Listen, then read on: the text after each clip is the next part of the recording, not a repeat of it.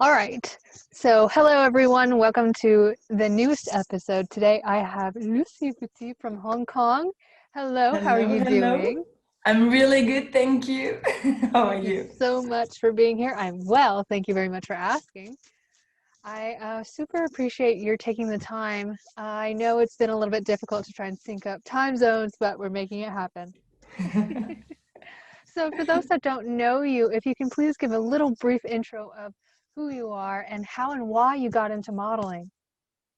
Sure, so my name is Lucie Petite. I'm a French model now based in Hong Kong.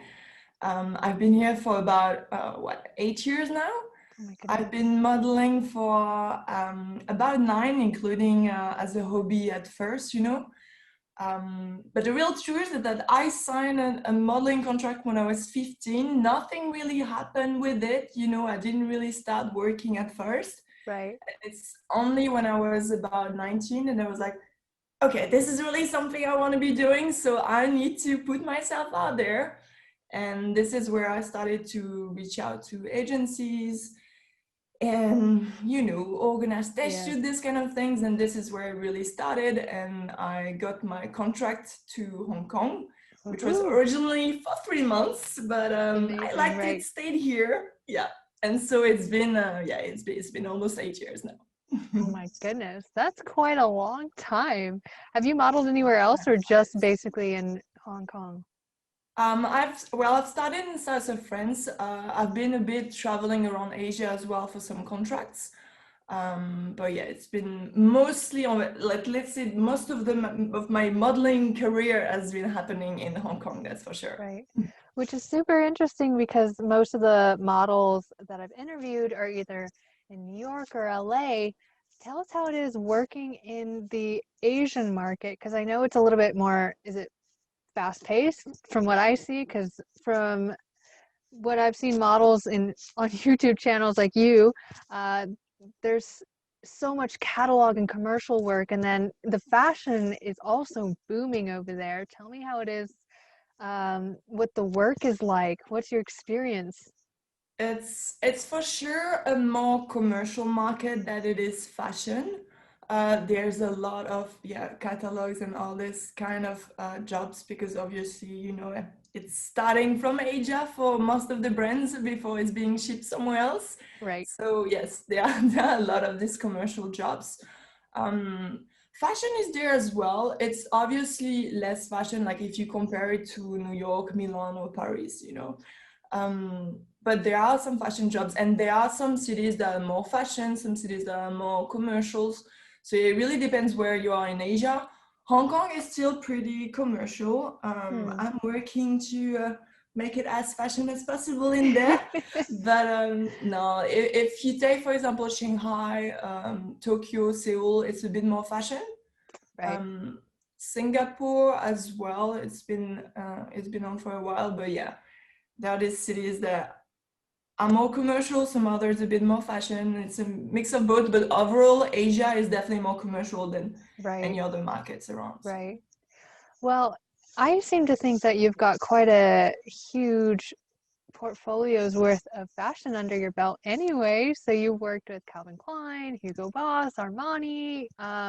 What did I see? Was it Kate Spade and Victoria's Secret maybe? Yes, Yeah.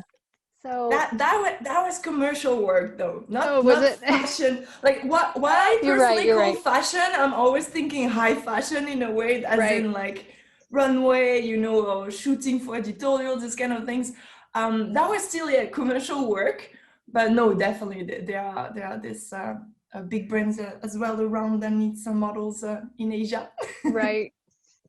Well, let's go back a little bit as a model starting in Hong Kong. I read this interview a while back. What was it on your media where you decided to pick up English, and which is super amazing to me. So is that the language that they commonly speak over there as a, because I know I don't think they would commonly speak French unless you're also picking up Well, Mandarin or Cantonese as well. actually, surprisingly, there's a lot of French people in Hong Kong and in Asia, a lot of Really? expats, yeah. Really? And That's as well amazing. in in some fashion brands as well, if you take Celine or some other brands like that, there's a lot of French people working over there. But obviously, this is not the main language. English is an official language here, so luckily I can speak that one because I cannot speak Cantonese. It's both of the languages that are official there. Mm-hmm. And yeah, Cantonese is just the next level kind Right. of language. Because I know a lot of models would be asking me that it's a little scary to jump into a different market where their language is totally different. And they're asking, how did she do it? How are you able to model if there is this language barrier? But you seem to be doing all right.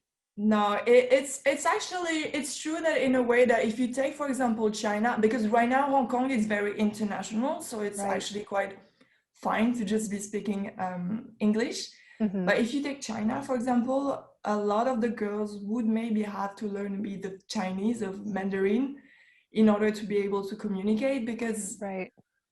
yeah, here, I mean, here is fine, but over there, the language barrier is even worse. So it really Right. depends on what market you're in, but usually English is fine for everyone. There's still some clients, you know, sometimes that struggle a bit with English or are not so comfortable with it and would Right. rather stick to their own language and they either get it translated or not. So Right. there are sometimes some moments where it's a bit lonely to be on set when everyone is speaking a different language and you're Right. there and you're not really following what's happening because you don't understand necessarily everything that is going on. Right. But yeah, when it comes to actual communication in between the clients and the model, then English is always going to be a go-to. Right.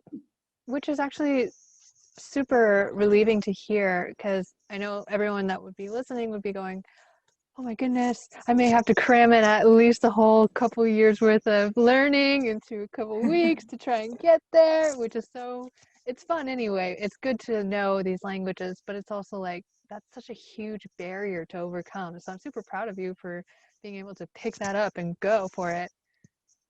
Yeah, it was like, it's funny because at first, you know, I came here for 3 months. I didn't have that many expectations. Right. I didn't know anyone there either. It was really like a trial. And because I Mm-hmm. knew it was a short period of time, I didn't really, yeah, I didn't have that many expectations. The thing is, like, I liked it so much in the end that this is the reason why I stick to it. But I still feel like when you're in a different market with a different language, Right. it's always good to kind of learn, you know, a few basics, a few basic words just to feel like show them as well that you're Right. actually trying, you know what I mean? Like, to me, Cantonese is super hard. I even took classes and ended up sometimes thinking I was saying the right thing and saying Right. something else, and then it came the wrong way, and I was like, no, I'm gonna stick to English, but the minimum, you know, hello, thank you, how are you, this kind of thing, it's Right. easy to learn.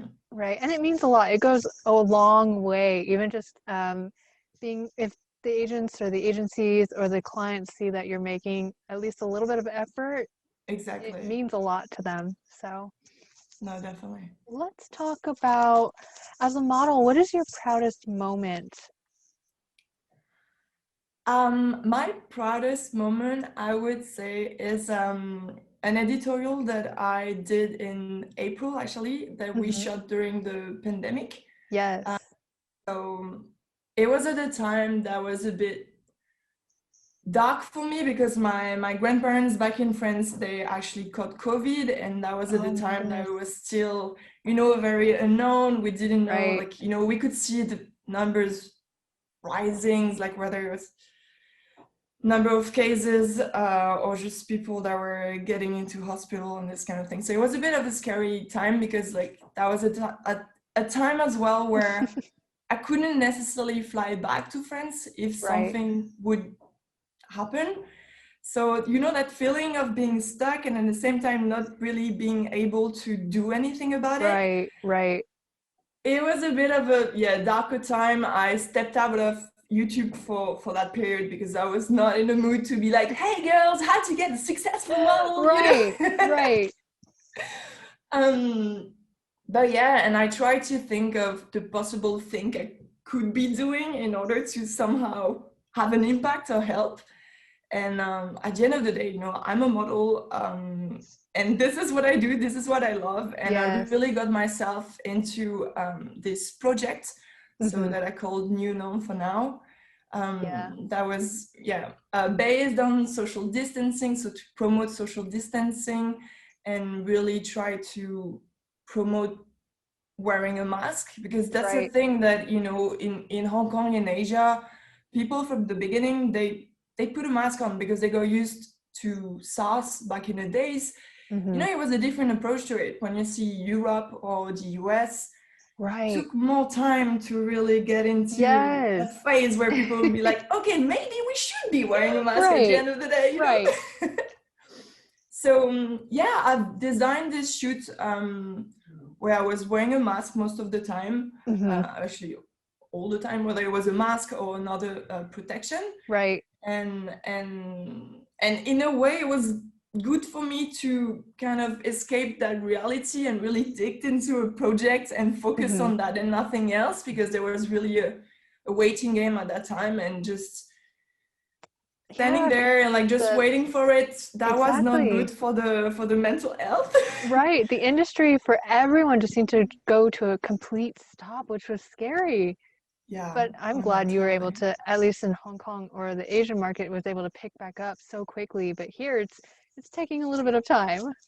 Yeah, no, that's for sure. And even it did slow down afterwards, but yeah, no, this project, the reason why I'm saying that's the proudest is because it was done during the time that my grandparents were at the hospital, and I really Right. tried to have an impact, and it actually got picked up by magazines here in Hong Kong. Um, Which is amazing. I know it was funny because the magazine in the end, the photo that they chose to put on it, so it was not the cover, but it was like the first page after Right. the summary. Mm-hmm. And it was a photo where I was wearing nothing but a mask. Right. Obviously not showing anything, like I don't Mm-hmm. do this kind of modeling. Right. But yeah, so it was quite impactful because it was really like being naked but with a mask on. Right. And when it got published, it's actually funny because my grandparents went back home like a week after the magazine got published, and I sent them the magazines, and we got ourselves on the phone, and they told me they were proud. So yeah, this was Oh, my proud that's moment.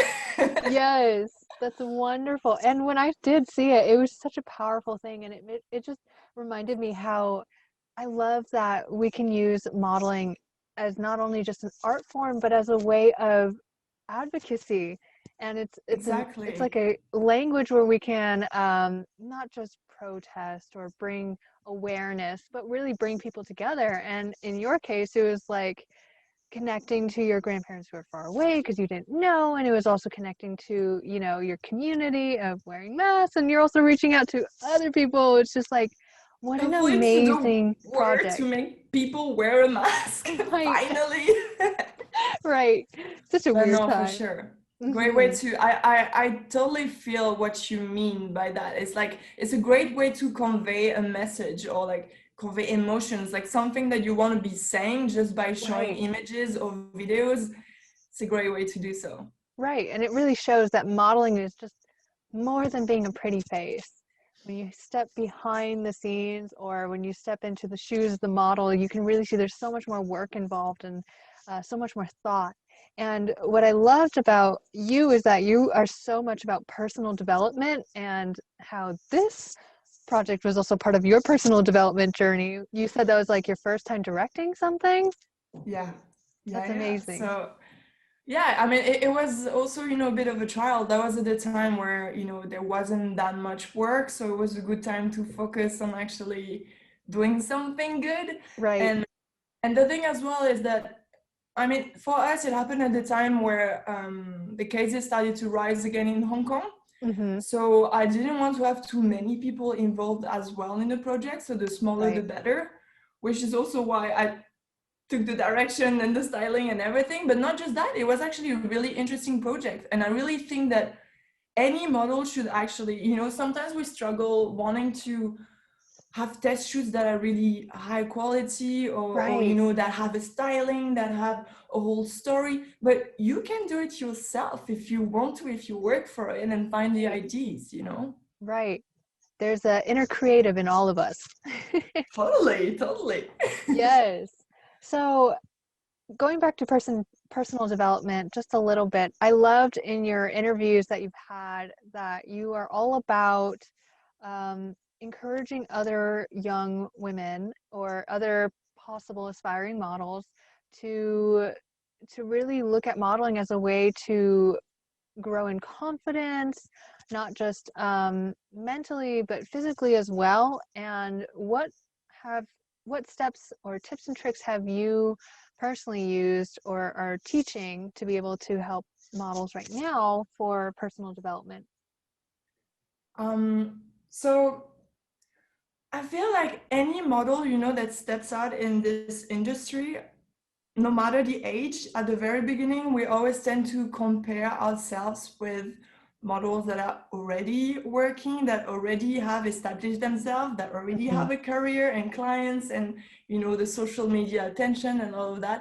So it's sometimes we can be really hard on ourselves, but we need to remind ourselves at any time that everyone starts somewhere. Right. So and actually I did a video about that a while back. That was a bit of a throwback in time, that when I first started, and I mean, the photos, my way of doing the catwalk, Yes. it wasn't that great. It's never great for everyone when you start. Oh yeah, no one is going to see my first stuff, so no, but sometimes it's good to make sure that you record some of these things and keep them with you, so you can actually look back in time and see your evolution. You don't need to compare yourself to different anyone people. else. You just need to compare yourself with who you were before. And honestly, whether it's 3 months, 6 months, a year, 10 years, I don't know for how long you're going to be working for, but it's a great way to actually see the evolution and Right. stay motivated. When it comes to confidence, I feel like it's really something that we need to work on, whether it's listening to some badass music, watching some badass movie, whatever it is, reading some books that really motivates you. Right. Find your way to get more confidence. And I'm always in to be like, fake it until you make it. Yes. Not in a bad way, but Right. as in for example, runway walk, a model that walks on a runway is not going to be walking like that in the street, so right. It's really the time to practice and really show what you're worth during this time. Yes. If that makes sense. No, it absolutely does. And that's great advice, to be able to, record yourself constantly and to be able to see that you are your only competition, not anyone else. Like, that really eliminates the whole issue of comparison with other people, because that's so damaging to your mental health. It doesn't matter who it is that you're comparing to, either like a really big supermodel or even just your peer. But when you have the competition within yourself, you know what standards you need to beat. So that is so great. Exactly. So you said badass movie or badass book. What motivational piece of literature or movie do you have to be able to bring Alicia have it right next to me, right? Yes. There's some of these books. I'm personally really into personal development books. Yes. So I don't actually have it with me because I lent it to a friend. You Are Badass by Jen Sincero, super recommended, because it really motivates you to step out of your comfort zone and move on and get things done. Right. And this is the only way to really do it. Right. Then when it comes to music, I have a bunch of playlists on Spotify. If you want, I can share it with you as well. Really, some Rihanna, Queen Bee, all these kind of songs that are really motivating. What else? Movies. You could take the last. Which number is it? Ocean. 11? No, 12? What number is it? Like with the that. one with the girls? I think it's 11. I'm not sure. I didn't see it, but yeah. This type of movies are really, motivating. Whatever works for you, books, movies, playlist. It's always a great way. Or just, even sometimes surrounding yourself with people that actually support you and motivate you. Yes, and especially because models are silent actors, and it's good to be able to take on the persona of what you're watching or what you're reading, possibly, or get into the vibe of the music. So, when it comes to playlists, what are your favorite type of playlists that you use constantly on set to be able to really get yourself into the mindset of modeling?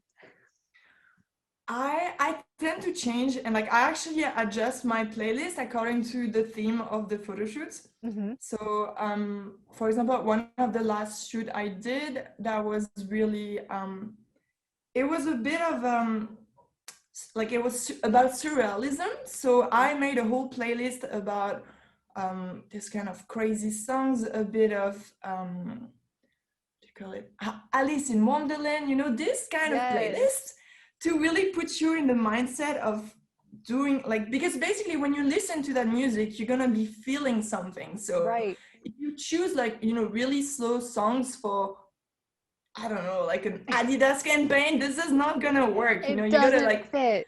make Right. and match. And So it just because it got me super interested when it came to your most recent Instagram post. What did you have in your mind or playlist when you had the whole the strings and your facial expression was just going so almost like melancholy. It was so interesting. It looked so artistic.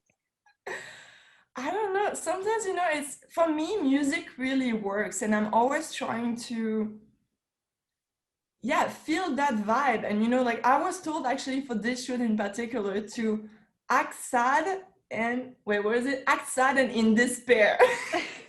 so so I was really trying to feel, you know, like you need to play with the environment around you. So I was attached to like there was all these strings, I couldn't go anywhere. And it was like, so you're thinking you're sad and you're in despair, so you gotta move away from it, and at the same time have these expressions that goes with the attitude, Right. you know. But I feel like it's way easier to be modeling when you are telling, either you are being told the storyline or you are creating your own story in your head, Right.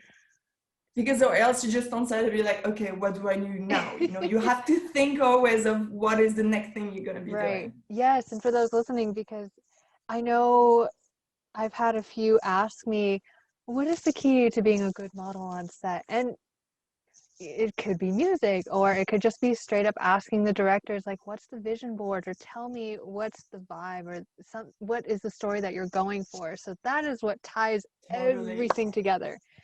And what's left is for you Exactly. to perform, which you are so good at. Um, Thank you. Let's talk a little bit about your model camp because not only are you good at performing, you're also good at leading. So you direct, and you just recently put up this project of Hong Kong Model Camp.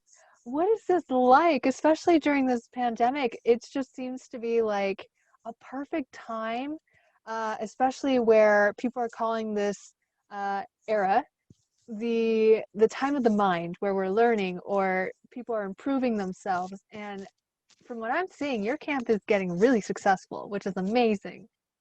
Thank you. It's well, it all started with both coming from a Coco Chamola camp, right? So Yes, we yes, learned it from the did. best Coco Yes, we Rocha. did. And for sure, it's been like, to me, it was such a great experience. And it happened that, you know, I've always tried to as well motivate the girls to either join Coco Chamola camp Yes, or really try to improve by themselves. And then this COVID happened and travel right. was not an option anymore. And I had a few girls being like, can you teach me? Yes, And so yeah, I came up with this hkmodelcamp because I really wanted to, in a way, recreate that feeling of empowerment that I yeah, personally and like many girls got from Coco Chamola camp. right, So I've worked for quite some time in, like, the program is not the same. It's more adapted to the local market as well right now. right. But yeah, it's really about empowering these girls. You know, they need some support, and they really need to find the time to train, because that's the thing as well in Hong Kong is that, for example, runway, Right. Apartments are not that big in here because it's really expensive, the real estate. So there's not so much practice you can have. And sometimes, having a place where you can just be yourself, training, practicing with other girls, whether Right. they're a bit more experienced so you can actually learn from them, Hmm. or a bit less and you're all then at the same level trying to figure it out and move forward in this either modeling career or just taking it as a hobby, Right. because it is really important. That's one thing I've realized. I've had girls that were like 16 in my last camp and that were really, shy and not so confident. Oh, And it's yeah. funny because I take myself when I was 15, and I told you I signed with this agency when I was 15 and nothing much happened to me because I was obviously not in a state where I was like super confident. I was super Right. shy. I would go to first casting and be like shaking because like I was like, this is not me. I was Right. a super shy kid when I was a kid. And I want to show these girls that it's just a process. You got to work on it and you'll see it's going to take a few years. Hopefully with Right. this kind of training, there's going to be even less than that. But Right. everyone starts somewhere, and it's okay if you're not that confident at first. It's going to come Right. over time. Which is But it's good to be perfect. reminded of that. Exactly. I know. And it's great because, you know, we were just talking about it earlier of those looking to probably break into the Asian market, especially the Chinese market with your camp. They can do that much more easily, which is amazing. I love that you were able to see this gap happening and then you were able to fill it, which is No, for great. sure. There are some other modeling schools and things like that in Asia, but I feel like I've never heard of any that really stood up. And to me, it's more of creating the experience of like feeling empowered rather than just learn Right. how to walk the catwalk. Right. There's so much more that goes around just modeling. It's like growing your confidence, improving your posture, Mm-hmm. just becoming a better person. We have a lot of discussions as well in between the girls to really be supporting each other's, and that's something that is really important, especially during time like this. Right. And I agree. I mean, that's how we are able to do this right now with Coco Rocha Model Camp. We had this community that's still growing, even though we've It's never met crazy. before. And I've Yeah. never met these other girls from the other camps, but we're still connected. We're constantly like supporting each other with different projects. And it's just an amazing thing. It's like we're constantly empowering each other through our common love of modeling, which is great. No, that's amazing. Yeah, that's really something that Coco Chanel can created, like this sense of community and being helpful to like this all alumni to be able to support each other is just so great because it happens to everyone. I mean, it happens, I guess, to you as well, the same way it happens to me. There are days where we're a bit, especially nowadays on social medias, Right. we don't really necessarily see that many people or get a lot of feedbacks. Right. But sometimes, you're posting something and you think it's great, and then you may not get as many likes as you wish you would get, Right. or you don't get as many comments, or no one really tells you this is good. And sometimes it comes to some point where you're like, maybe it's not that great, maybe I'm not actually doing as good as I think I'm doing. Right. So it's good to actually have that support from this Right. alumni and community. And what's actually funny is that for my camp, there's one photographer who was supposed to attend Coco Chamorro camp, who is based in Hong Kong. Oh my And we goodness. actually so it's funny because in a way, this community is working even though she hasn't been to Coco Chamorro camp yet. And Right. that's where it's just amazing in my mind, because seriously, they have such a great inspiration and aspiration on all these models and Right. photographers. So we ended up working together for a few camps already, and it's just great. She's an amazing girl. Like it's also a way of like sharing the same values, Right. and And yeah, when you just surround supporting yourself each other. that with people who have the same values and goals and motivations as you, magic comes to life, which is amazing. And I've seen the photos from your camp, which they are stunning. And I love it how, the models are transforming. They have this, they start off like this, and, just like us, we were awkward, we didn't know what's going on. And then you see their final you know, their final product, and it's just going, oh my God, they totally transformed. It's amazing. Yeah. No, it's really like that's why personally I wanted to do it as well. Like it's great to, you know, be a model and put yourself out there, but I feel like there's a sense of legacy eventually that needs to happen. And it's just empowering as well to feel like in a way you're helping these girls go where they want to go, because Right. that's personally one thing that when I grew up, and actually that's one thing I told to Coco Chamel camp, I wish this camp would have existed before, in a way that I'm now Yeah. 28, you know, I'm like in the era where it's actually getting a bit old and Yes, I totally grandma. understand. And it's just like, oh, totally wish I did it earlier. But yeah, I wish there was something like that too, way back when I was younger, and someone would tell me, like, you Exactly, could do this. But it's all right. exactly. You're making So a no, difference. it's a great way to see as well the girls, yeah, evolving, and you can tell like for me runway, I can see like a huge difference between the first walk they do until the one of the last one. It's just Right. it's crazy, and that feels good because you feel like you're actually helping, you know, in a Hmm. way. Modeling sometimes it can be really shallow. That's right. and and it's great to feel like there's actually a purpose behind it. Right. And I know that you've mentioned in, I think it was either on the media and Instagram and sometimes on YouTube, how you're also about trying to break the stereotypes in the modeling industry, you know, the typical like tall, skinny, white model. And then with your camp, you're able to kind of break that a little bit, which is super interesting. No, definitely. I mean, especially, you know, in Hong Kong, the girls are not, I mean, depends who, but like some girls are not as tall as the regular standards, especially Hmm. for runway, let's say, where they expect like 170 plus, 175 and plus. Right.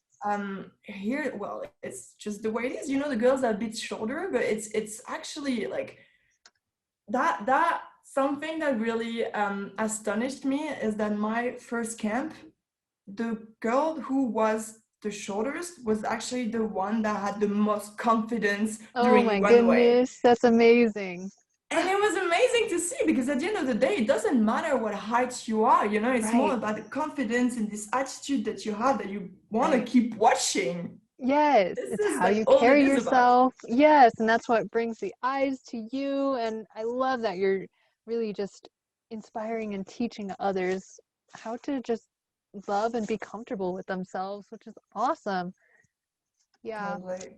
Thank All you. right. Well, I So, really think everyone can work it out to become a model if that's really something they're aiming for. right. I mean, you're the perfect example. You took on another language, you moved to another country, and look at you now. This is like your ninth year. You're almost at 10 years of modeling. And that to me is just amazing because so many people are saying that, oh, I don't see modeling as something that I can do long time, as a long time career. But you are proof that you can definitely keep going if you work at it. Girl, look at like May Musk. She signed with ING Model when she was 67, I believe, or something like that. Oh So my goodness, I know. to the girls that think that, you know, you were like reaching, and I thought so. When I reached 25, I was like, oh my God, what am I gonna do Right. next? You You think it's know? over, but no, it's still going. Exactly. No, Yeah. it's the industry is changing. So in a way, it's interesting to see, yeah, the way it's going, and age is not a limit anymore. Yes, I hope so too. But all right, so let's move on just a little bit further. Who are some of your biggest influences besides who we know and love, Coco Rocha? And also, what are your dream campaigns that you are trying to hit or at least have into your future? So obviously, number one role model would still be Coco Rocha, you know, like growing up and seeing her through all these magazines and then getting to Hmm. meet her in person and realizing that she's actually a great person as well, on top of being a Right. great model. So sincere, so genuine, so down to earth. Totally, Right. totally. I would say next, like I really love, I'm gonna say it again, May Musk. She's really inspiring, and I read her book. I don't know if you did as well. Not Um, yet. a woman makes a plan, and it's really motivating because you see like she went through a lot in her life, in her personal life, and through her modeling career as well, but she kept on going because she believed in it, she believed in Right. herself. And now she's 72, I believe, like past 70, and she's still modeling and loving it. So she's really an inspiration to Right. any model we can look up to. Yeah, a role model to follow, that's And for that is sure. so beautiful to me, especially because we're still fighting for that diversity and inclusivity. So to see age as something as beautiful, and Yeah. it's just an inspiring thing. And I love it. I love, love, love it. So that's on my list. I've seen it on Instagram posted, but I haven't had the time to. But for those listening, definitely pick up the book, A Woman Makes a Plan. So It's amazing. Totally recommend it. finally, my final question is, how are you able to answer the question that we always seem to get in castings of how do you stand out from the rest? What makes you different from all the other models? What makes you special? I think personality plays a huge role in it. As in, as you mentioned before, like we're all, modeling itself, sometimes there's a lot of like just pretty faces, and it's Right, good to actually be able that you're not just a pretty face. So you gotta show your personality in some ways. Um, so I think that for casting, it's really great to just be yourself. Don't try to overdo it either. Just be nice, have this great attitude. To me, it's more about that. There's actually a few castings that I personally managed to get the job to, even though right, I know they were not exactly looking for my measurements, my like the way I was, right, but because we actually got along really well and they realized that I was actually nice to work with as well, they picked me. And this is like some clients I'm working with for years now, because yeah, it's a lot about personality as well. They want to see models that they like. If they're going to spend a whole day or a whole week depending on the jobs right. with the model, they want to make sure that the girl is actually being a bit of a bitch, and and having attitude or complaining all the time. Right, Like, you don't right, want to be that girl. right. And I was just talking about this with some of my friends and then a clientele, how I may not have personally fit the look of a lot of things, but when we talk or when we meet up, it's just a great time. And it's always a learning experience, especially when you've got to have the mindset of being a student. And that's how I take it. Being a student, I'm always learning from people, and I'm always learning on set, like, how are the photographers seeing things? How's the director seeing things? How is, the stylist and the designer going about things? And when models are able to put themselves in the mindset of being a student and also be themselves, it really makes a difference on set. Because, like you said, we are on set for hours, or sometimes at the casting and the auditions, it's hours long. No, totally. And as you say, it's actually great what you just say, that to actually learn, from photographers, stylists as well, because it's a world where, yes, you're a model, but if you know a bit of every industry, you can actually help them to do the job faster or do the job better. Right, So definitely learning about all the other categories of work that comes around modeling, it's a great way to progress. right. And especially because we're surrounded by so many amazing creatives. And when we all get together, it's just magic that happens. Totally. So, all right. Before we go, I wanted to touch on a little bit about Instagram because I remember some people are asking me how are models able to overcome the Instagram model um, barrier that we seem to be encountering nowadays. Like we have the Kendall Jenner or those type of models. How do we, as working models who put in the time and the effort, be able to overcome those kind of shortcuts, I guess? Yeah, Yeah. it's hard, but what advice do you have for those listening about this? It's true that it's a tough industry in a way that nowadays social influencers that have a lot of social media presence tend to become models and not necessarily have the experience of modeling, whereas some models sometimes struggle modeling in a way and have this online social presence, Right. and yet cannot access the really high exposure job because they're also looking for a way back. So if you have a lot of social Right. presence and followers and all of that, they're interested in it. But sometimes some models that don't necessarily have it are a bit stepping behind it. I feel like you gotta keep going. That's one thing I've noticed. I'm personally like a lot of other girls, struggling growing my followers. I feel like sometimes we expect a lot in a short period of time, but Mm-hmm. it's more in the long run that we need to see how it goes. These girls also started a few years ago, and I mean, not Right. Kendall Jenner. Now I'm talking about social media influencers in general. Like Influences. the Yeah. way they all started from 0 followers. Right. And it takes some time to grow. But if you find your niche in your market and you keep on doing what you love and keep on posting, even if sometimes you don't necessarily get the right feedbacks, that makes Right. you want to put more out there. Right. I think that it's really important to put yourself out there as much as you can Right.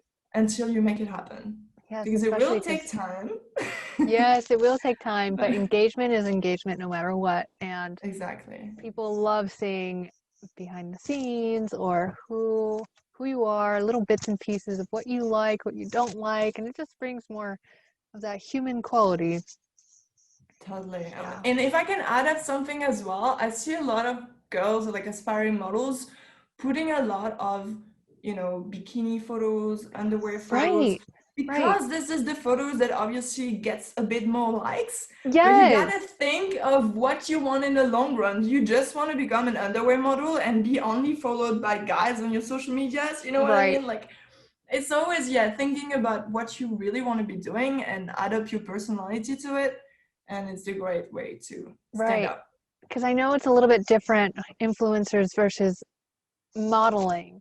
Um, and some people, I know I sometimes have trouble differentiating it, but how are you able to go about modeling while also straddling the line of being an influencer? Because sometimes it's a little tricky, sometimes they blend together too.